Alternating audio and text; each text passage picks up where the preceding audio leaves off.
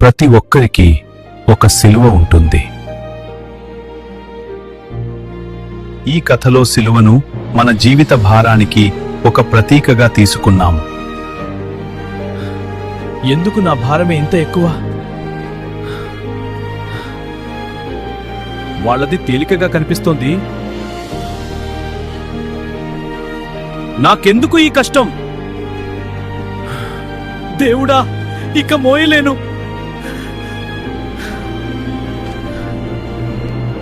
సరే, రా బిడ్డా, నీ భారాన్ని నువ్వే ఎంచుకో. ప్రతి సిలువకు ఒక కథ ఉంది. ఇంత చిన్నది కూడా ఇంత భారమా? మోయలేకపోతున్నానే. చూడటానికి సన్నగానే ఉంది, కాని రక్తం వచ్చేలా గుచ్చుకుంటోంది.